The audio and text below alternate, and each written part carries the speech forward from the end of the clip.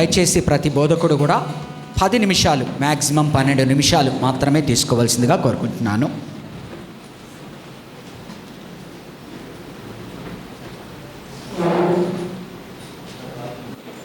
చిన్న ప్రార్థన చేసుకుందాం. నాకు రక్షించినటువంటి నా దేవా, లోకరక్షకుడైనటువంటి యేసుక్రీస్తు ప్రభువైనటువంటి మా దేవా, ఈ గుడ్ ఫ్రైడే సందర్భంగా నాయన మీ మాటలు, కొన్ని మాటలు పలుకుటకు నాకు ఇచ్చిన ఈ ధన్యతను బట్టి వందనాలు అయ్యా. మీరు యోగ్యులని కాదు ప్రభా, అయోగ్యులని ఎంచుకున్నటువంటి దేవుడు గనుక ఈ అయోగ్యుడి చేత మీరు మాట్లాడించమని నాయన, నాతో మీరు మాట్లాడించి ప్రతి పలుకును నాయన ప్రభా, మీరు నాయన మీ హృదయం ద్వారా నా హృదయంలో భద్రపరిచి వాటి నుండి వచ్చు మాటలుగా మీరు ఆశీర్వదించి దీవించమని యేసు నామమున ఈ ప్రార్థన వేడుకుంటున్నాను మా తండ్రి, ఆమేన్. ముందుగా నా రక్షకుడు, లోకరక్షకుడైనటువంటి యేసుక్రీస్తు ప్రభుల వారికి మహిమయు ఘనతయు ప్రభావం ఆయనకు మాత్రమే చెల్లిస్తూ చేరివచ్చిన సంఘ సభ్యులందరికీ నా హృదయపూర్వక వందనాలు మరియు మీకు గుడ్ ఫ్రైడే శుభాకాంక్షలు తెలియజేస్తున్నాను. నాకు ఇచ్చినటువంటి మాట, మొదటి మాట, 7 మాటలు కూడా ప్రభువైన యేసుక్రీస్తు ప్రభుల వారు చివరగా ఆయన ఈ లోకంలో చివరి జీవితంలో చివరి క్షణాలలో పలికినటువంటి 7 మాటలండి. ప్రతి మాట చాలా విలువైనటువంటి మాట, ప్రతి మాట చాలా విలువైనటువంటి మాట. ఆ మాటలో కొంత ఒక మాట, మొదటి మాట, తండ్రి వీరేమి చేయుచున్నారో వీరు ఎరుగురు కనుక వీరిని క్షమించమని శిలువపై పలికినటువంటి మొదటి మాట మన యేసుక్రీస్తు ప్రభుల వారు. నీ శత్రువులను కూడా క్షమించమని చెప్పినటువంటి దేవుడు, నిన్ను వలె నీ పొరుగు వారిని ప్రేమించమనేటువంటి చెప్పిన దేవుడు, నిన్ను హింసిస్తున్నటువంటి వారిని కూడా క్షమించమని చెప్పినటువంటి దేవుడు ఏ విధంగా అయితే మనకి ఈ లోకానికి మనకు చెప్పాడో ఆ విధమైనటువంటి స్థితిలో కూడా ప్రభువైన యేసుక్రీస్తు ప్రభువు వారు శిలువపై ఉండి ఎక్కడ ఆయనని హింసిస్తున్నటువంటి ఆ సైనికులైతేనేమి కానీ అక్కడ ఉన్నటువంటి ప్రభుత్వ అధికారులు ఎవరైతే ఉన్నారో వారి మీద ఎక్కడ ఆయన తండ్రి ఉగ్రత వారి మీదకు వస్తుందో అని ఆయన అలాంటి బాధాకరమైనటువంటి విషయంలో కూడా ఆయన ఒక మాట పలికినటువంటి మాట, తండ్రి వీరేమి చేయుచున్నారో వీరు ఎరుగును కనుక వీరిని క్షమించమని చెప్పిన దేవుడు. ఎంత గొప్ప ప్రభు అండి మన యేసుక్రీస్తు ప్రభుల వారు. ఈరోజు చెప్పాలంటే ఆయన కొట్టిన వారిని, ఉమ్మిన వారిని, కొరడాలతో కొట్టిన వారిని, ముళ్ళు కిరీటంలో పెట్టి హింసించినటువంటి వారిని, అవమానపరిచినటువంటి వారిని, హేళన చేసినటువంటి వారిని సైతం క్షమించినటువంటి దేవుడు నిన్ను నన్ను కూడా క్షమిస్తాడండి. ఇదైతే మనసులో ఫిక్స్, మనసులో అట్లా ముద్ర వేసుకోండి. చాలామంది మనం చేసిన తప్పుల ప్రకారము దేవుని దగ్గర రావడానికి చాలామంది సంకోచిస్తారు, భయపడతారు. అది కాదండి. ఎందుకంటే ప్రభువైన యేసుక్రీస్తు ప్రభుల వారు ఈ లోకానికి వచ్చింది మంచివారి గురించి, నీతిమంతులు యథార్థవంతుల గురించి కాదు. ఈ లోకానికి దేవుడు వచ్చింది ఎందుకో తెలుసా? పాపులమైనటువంటి మన కోసం ప్రభువైన యేసుక్రీస్తు ప్రభుల వారు ఈ లోకానికి వచ్చారు. ఇదందరూ గుర్తుపెట్టుకోవాలి. చాలామంది ఆత్మహత్యలు ఇలాంటివి జరుగుతున్నాయంటే కారణం ఏంటంటే అవగాహన లేకపోవడం. ఆయన మనల్ని క్షమిస్తాడో లేదని ఒక అభద్రతా భావంతో వారు ఈ విధమైనటువంటి ఆత్మహత్యలు చేసుకోవటం, సూసైడ్లు చేసుకోవటం ఇలా జరుగుతున్నాయి. దేవుడు మనల్ని క్షమించడానికి సిద్ధంగా ఉన్నాడండి. ఈరోజు క్షమించు అనేటువంటి మాట వినబడుతుందంటే అది కారణం ఎవరో తెలుసా అండి? మన యేసుక్రీస్తు ప్రభుల వారు ఆ రోజు 2000 సంవత్సరాల క్రితము మొదటి మాటగా శిలువపై పలికినటువంటి క్షమించు అనే మాట ఇప్పటికీ ఈ లోకంలో వినబడుతుంది. ఇంతకుముందు క్షమించు అనే మాట ఎక్కడా లేదు. ఆయన నేర్పినటువంటి క్షమాపణ ఈ రోజుకి వినపడుతుంది అంటే కారణం ఏంటంటే ఆయన ఆ రోజు శ్రమలలో కొంటూ చెప్పినటువంటి మాట క్షమించు అని. పాత నిబంధనలు మనకు తెలుసు, దెబ్బకు దెబ్బ, కంటికి కన్ను, పంటికి పన్ను, కంటికి కన్ను, వీడు 2 కొడితే వాడు 3 కొడతాడు. అలాంటి పాత నిబంధనలో క్షమాపణ అనేది లేదండి. మరి దేవుడు క్షమాపణను ఈ లోకానికి పరిచయం చేసినటువంటి దేవుడు అండి మన యేసుక్రీస్తు ప్రభుల వారు. అందును బట్టి ఆయనకి స్తుతి, మహిమ, మనం చెల్లించాల్సిన ప్రాముఖ్యత ఎంతైతే ఉందో ఎంతైతే చెల్లించాలో అంతవరకు మనం చెల్లించవచ్చు. అలాంటి గొప్ప దేవుడు మన యేసుక్రీస్తు ప్రభుల వారు. యేసు అంటే రక్షకుడు అని అర్థం మనందరికీ తెలుసు. యేసుక్రీస్తు ప్రభుల వారు రక్షించేవాడే తప్ప మనల్ని శిక్షించే దేవుడు కాదు. అందుకే ఆయన కొట్టిన వారిని, ఆయన హింసించిన వారిని, అవమానపరిచిన వారిని కూడా దేవుడు ఆ క్షణంలో, ఆ బాధలో కూడా క్షమించినటువంటి దేవుడు మన ప్రభు అయిన యేసుక్రీస్తు ప్రభుల వారు. శ్రమలో మనం ఉన్నప్పుడు తండ్రి అయినటువంటి దేవునికి ప్రార్థించటం వలన దేవుని శక్తిని మనం పొందుతామట.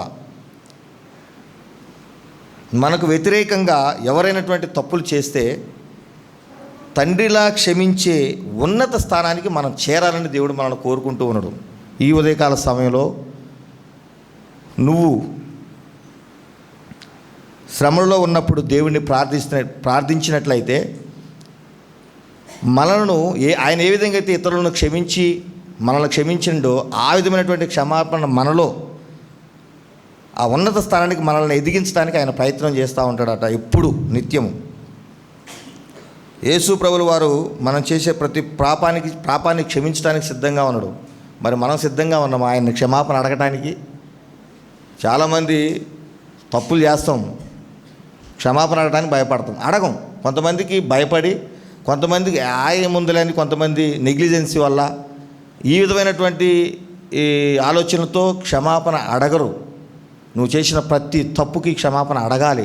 అప్పుడే దేవుడు నిన్ను క్షమించడానికి 100% క్షమిస్తాడు, క్షమించడానికి ప్రయత్నం కూడా చేస్తాడు. నువ్వు ఎలాంటి ఘోర పాపైనట్టే నేను ఎలాంటి ఘోర పాపనైనా సరే ఇది మనసులో పెట్టుకోవాలని మనస్ఫూర్తిగా కోరుకుంటూ, లోకం వైపు మనం తిరిగి ఉన్నట్లయితే ఈ క్షణము, ఈ గుడ్ ఫ్రైడే సందర్భంగా దేవుడు మనల్ని హెచ్చరిస్తూ ఉన్నాడు, ఆయన వైపు తిరిగి చూడమని చెప్తుండు. ఇది అందరూ గమనించాలి, ప్రార్థించాలి. ప్రార్థన మార్పు తెస్తుందట మనలో. ప్రార్థన మన పరిస్థితులను మారుస్తుందట. ఆయన ప్రార్థన వల్లే కదండి వేల మంది ప్రజలు ఆ రోజు రక్షణలో నడిపింపబడ్డారు. దయచేసి అందరూ గమనించాలి. అదేవిధంగా మన సహోదరులను మనం క్షమించకపోతే మన పాపాలు క్షమింపబడవు. క్రైస్తవ జీవితం అంటే క్షమించడం. క్రైస్తవ జీవితం అంటేనే క్షమించడం, ఆయన చేత క్షమింపబడటం కాదు. నువ్వు ఎప్పుడైతే నీ సహోదరుని, నీ శత్రువుని, నీ యందు ఉన్నటువంటి నీ యందు తప్పులు చేసినటువంటి వాడిని ఎప్పుడైతే మనం క్షమిస్తామో అప్పుడే నువ్వు నిజమైనటువంటి క్రైస్తవుడవు. మన సహోదరుల పట్ల మనం క్షమాపణ గుణం కలిగినటువంటి జీవితాన్ని మనం జీవించాలని దేవుడు మనస్ఫూర్తిగా కోరుకుంటుండు. ఆయన సిలువుపై మన కోసం ప్రార్థించాడు క్షమించమని. ఎందుకు? మనం కూడా ఇతర పట్ల ప్రార్థన చేసి వారిని కూడా మనం క్షమిస్తామని, మనం తెలుసుకుంటామని ఆ రోజు ఆయన పైన సిలువుపై క్షమించమని మన ముందు అందరూ సిలువు సాక్షిగా పలికినటువంటి మాట అది. వారిని క్షమించిండు, మీరు కూడా అదేవిధంగా ఇతరులను క్షమించండి అని నేర్పించడానికి ఆ రోజు పలికిన మాట ఇది.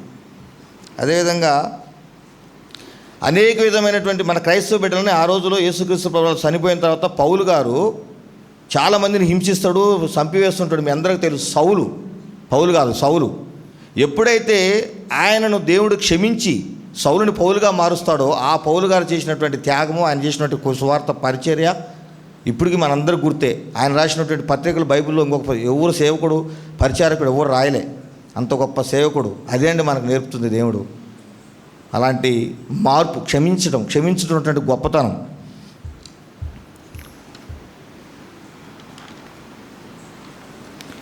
క్షమించడం యేసుక్రీస్తు ప్రభుల వారి యొక్క గుండె చప్పుడు. ఎప్పుడు నా బిడ్డలను క్షమించాలని చెప్పి ఆయన ఎప్పుడు తన హృదయంలో ఆయన చప్పుడు వినిపిస్తూనే ఉంటుందంట యేసుక్రీస్తు ప్రభుల వారు. లోకంలో ఒక స్త్రీ ఒక తప్పు చేసినప్పుడు, మీ అందరికీ తెలుసు, అది తప్పు చేసినప్పుడు ఆ స్త్రీని అర్హత లేనటువంటి ప్రతి ఒక్కరు రాయి తీసుకొని కొట్టడానికి ప్రయత్నం చేస్తాడు. కానీ యేసుక్రీస్తు ప్రభుల వారు ఏ పాపం తెలియదు ఆయనకి, అయినా ఆయన రాయితో కొట్టడానికి వెళ్ళలే. క్షమించే అర్హత లేనటువంటి వారు, వీళ్ళకే అర్హత లేదు, వీరు ఒక స్త్రీని శిక్షించడానికి వెళ్తారు. శిక్షించే అర్హత కలిగినటువంటి దేవుడు ఆమె స్త్రీని రక్షించడానికి వెళ్తాడండి. అది ప్రభువైన యేసుక్రీస్తు గొప్పతనం. ఆయనకు మహిమ ఘనత ప్రభావాలు చెల్లించాలండి. ఆయనకి ఎప్పుడు మనం రుణపడి ఉండాలి.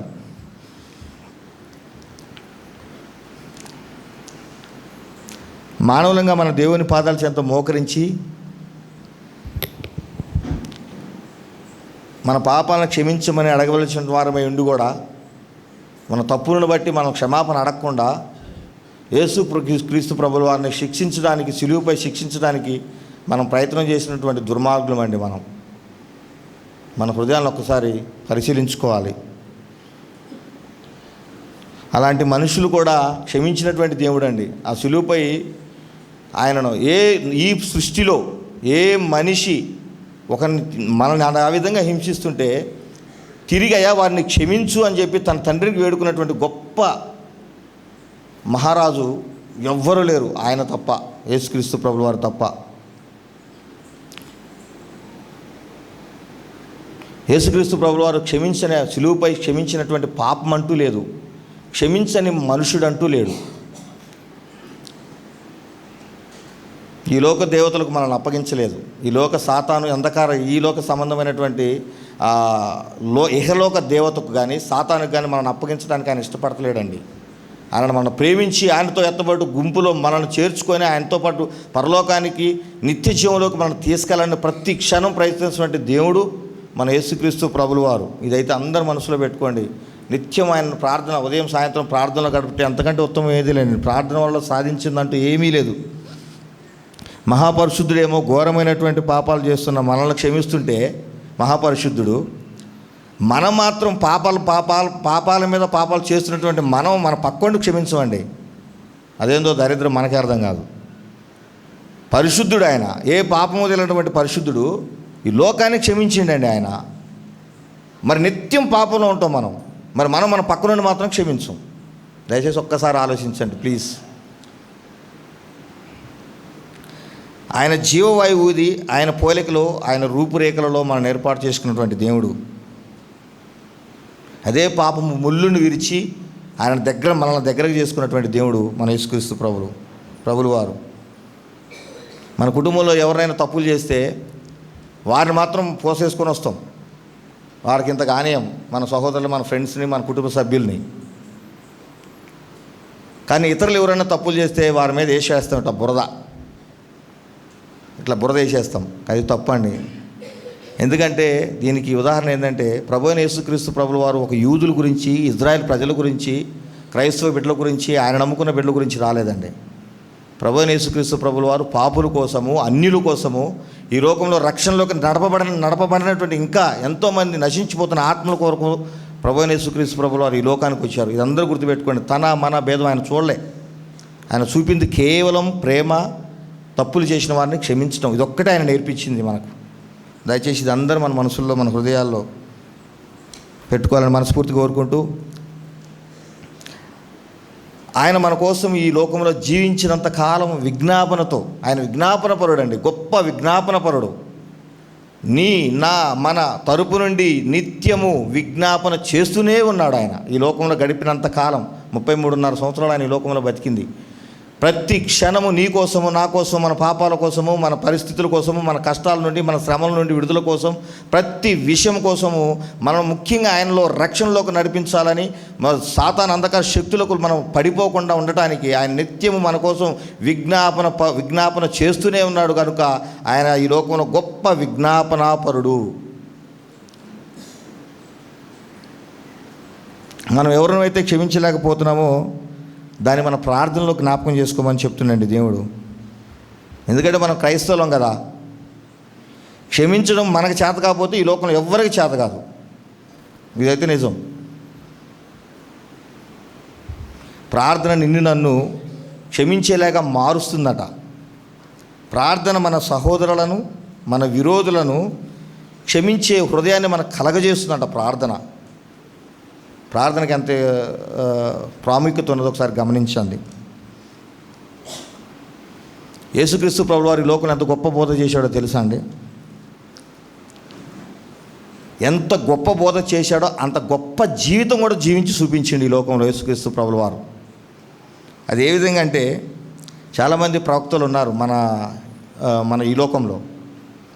వారు చెప్పే బోధ వేరే ఉంటుంది, వారి క్రియలు, వారి ప్రవర్తన వేరే ఉంటుంది. కొంతమంది అయితే ఎవడన్ని పక్క సహోదరుడు కొట్టమంటే కొట్టేసేయి, నువ్వు వాడు ఒకటి కొడితే నువ్వు 2 కొట్టేసేయి. కొంతమంది అయితే పవిత్ర యుద్ధం, నా కోసం చంపేయండి అని అంటాడు. చెప్పిన ప్రవక్తలు కూడా ఉన్నారండి. కానీ నిన్ను కొట్టిన వారిని కొట్టమంటూ పంటికి పన్ను, కంటికి కన్ను, ఏదైనా సరే వాళ్ళు ఒకటిస్తే మనం డబల్. ఆ విధంగా చెప్పినటువంటి ప్రవక్తలు కూడా చాలామంది ఉన్నారు. కానీ యేసుక్రీస్తు ప్రభుల వారు అలా చెప్పలేదు మన లోకానికి కానీ మనకు కానీ.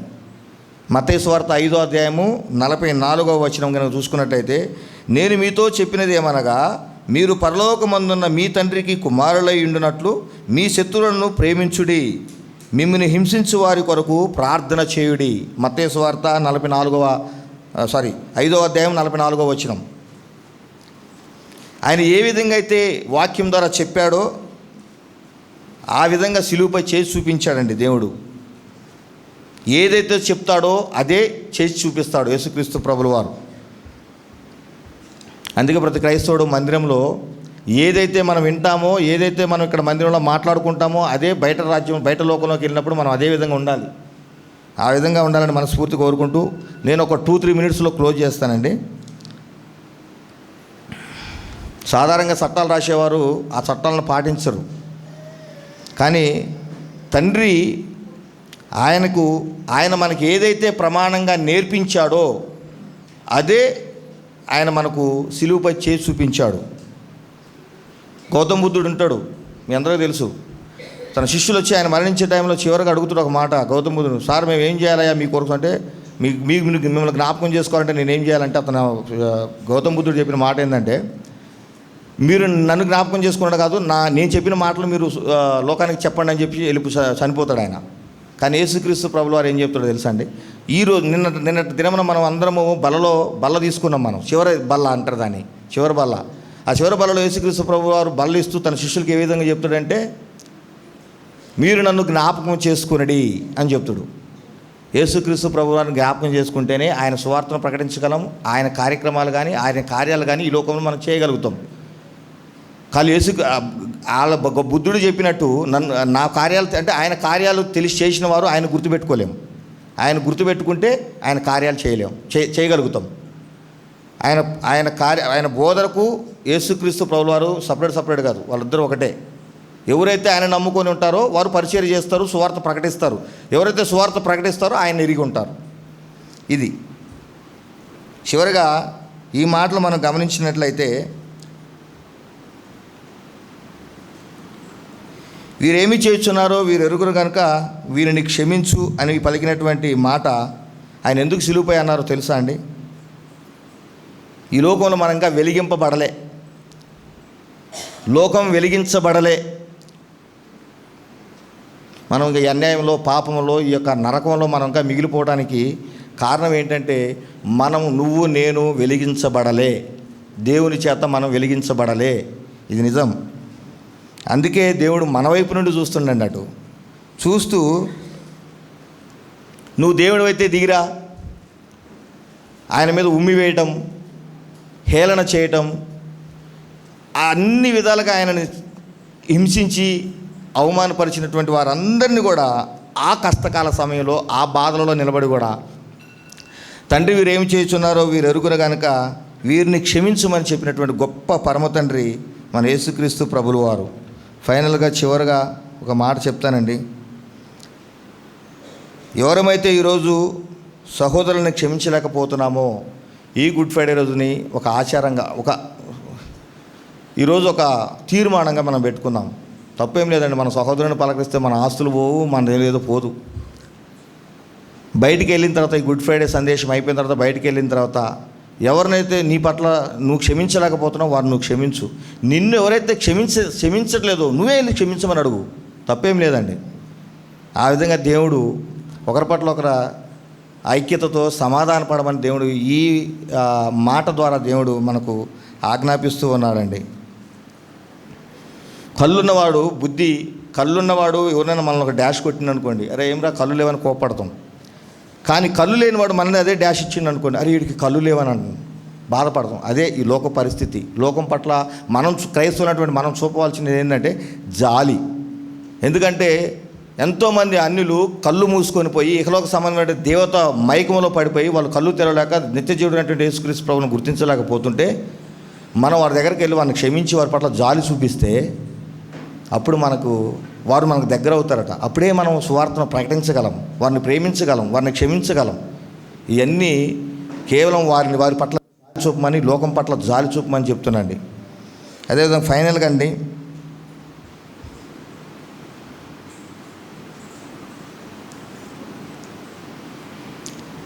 ఎవరైతే మన సహోదరులను కానీ మన తోటి వారిని కానీ విరోధులుగా ఉన్నటువంటి వారిని క్షమించమో మన పాపములు దేవుడు క్షమించడు. మన నిత్యం మనము పరలోక ప్రార్థన రోజు చెప్పుకుంటామండి. అదేంది? మా యందు అపరాధములు చేసిన వారిని మేము క్షమించి ఉన్న ప్రకారం మా అపరాధములు క్షమించము. నువ్వు మాత్రం పక్కనోడి పాపాలను మాత్రం క్షమించు, వాడి తప్పులను క్షమించు. అయా మా ప్రార్థనలో ఇని మా తప్పులను మా పాపాలను క్షమించమని మాత్రం ప్రార్థన చేస్తావు. ఇది ఎంతవరకు న్యాయం అండి? ఎప్పుడైనా గుర్తుపెట్టుకోండి, మనం ఇతరులను క్షమించకపోతే దేవుడు మన పాపాలను క్షమించడు. నీ పాపములు నీ జీవితంలో పాపాలు క్షమించబడకపోతే నువ్వు క్రైస్తవుడు ఎలా అవుతావు? నువ్వు దేవుని యందు ఏ విధంగా ప్రార్థన చేస్తావు? నువ్వు దేవుని బిడ్డగా ఎట్లా నిరూపించుకుంటావు? అసలు నువ్వు క్రైస్తవుడివేనా? నీ పాపాలు క్షమించకపోతే, దేవుడు కనుక నీ పాపాలను క్షమించకపోతే నువ్వు నిజమైన క్రైస్తవుడువా? నువ్వు ఇతరులను క్షమించినప్పుడు నా యందు అపరాధములను క్షమించుదేవా అని చెప్పి నువ్వు పలుకుతున్నావు. మరి నువ్వు ఎదుటోడి పాపాలు క్షమిస్తేనే కదా. మా యందు అపరాధములు చేసిన వారిని, మన ముందు ఏదైనా తప్పులు చేసిన వాడిని క్షమించకుండా నీ పాపాలు నీ అపరాధాలు క్షమించమని దేవుని ఏ విధంగా అడిగే రైట్ నీకుంది? ఒకసారి మనస్ఫూర్తిగా ఆలోచించండి అండి. గుడ్ ఫ్రైడే అంటే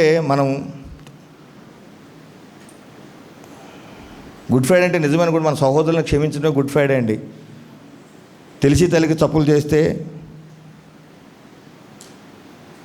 మన బిడ్డలుగా పెద్దవారైతే సహోదరులుగా వారిని క్షమించడానికి ప్రయత్నం చేద్దాం, తీర్మానం తీసుకుందాం. లేకుంటే ఆయన మాట, సిలువుపై పలికినటువంటి మాటలు ఇప్పుడే నేను పాస్టర్ గారు కూడా ఇందాక చెప్పారు. అమూల్యమైనటువంటి మాటలు 7 మాటల్లో ఏది తప్పినా సరే నువ్వు నిజమైన క్రైస్తవుడు కాదు, రాసి పెట్టుకో. That's all. ఏ మాటనైతే నువ్వు తప్పితే అది క్రైస్తవుడు నువ్వు కాదు. అదే కనుక ఇప్పుడు ఈ మొదటి మాటగా యేసుక్రీస్తు క్షమించమని చెప్పిన మాటను నువ్వు పక్కన పెట్టేసి నేను క్రైస్తవుని, గుడ్ ఫ్రైడే రోజు నేను అట్లా వేసుకొని వచ్చినా, నేను తెల్ల షర్ట్లు అన్ని షూట్లు వేసుకొని వచ్చినా అని చెప్తే కాదు. ఆయన గురించి పాటించమని ప్రార్థన, ఆయన సన్నిధి మన ప్రార్థనలు ఆయన సన్నిధి చేరకూడదు. ఎందుకంటే పాపి ప్రార్థన చేరడం అనేది కొంచెం కష్టమే.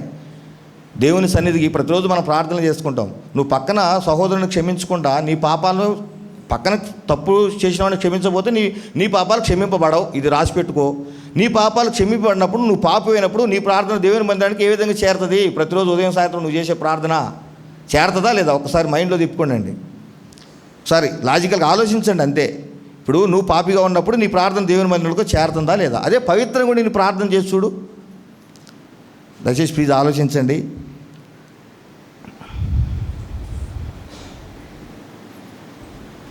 ఒకరోజు ఉపవాస ప్రార్థన, ఒకరోజు ఇది చేయటం అది గుడ్ ఫ్రైడే కాదండి. ఈ విధమైనటువంటి నీటిని వల్ల నీ పొరుగు వారిని క్షమించి ప్రేమించిన వారే ఏ విధంగా అయితే దేవుణ్ణి ఆరాధిస్తూ మహింపరుస్తారో వారి జీవితంలోనే నిజమైన గుడ్ ఫ్రైడే ఉంటుందని ఈ గుడ్ ఫ్రైడే సందర్భంగా నేను తెలియజేస్తూ, తప్పులుంటే దయతో నన్ను క్షమించండి. నాకు ఇచ్చిన సమయాన్ని బట్టి ఆ దేవునికి వందనాలు చెల్లిస్తున్నాను. అదేవిధంగా మా అధ్యక్షుడు సంఘ పాస్టర్ గారు వెంకటేష్ పాల్ గారికి ప్రత్యేకమైనటువంటి ధన్యవాదాలు తెలుపుతూ, విన్న మీ అందరికీ నా హృదయపూర్వక వందనాలు తెలియజేస్తున్నాను. Thank you so much. Thank you.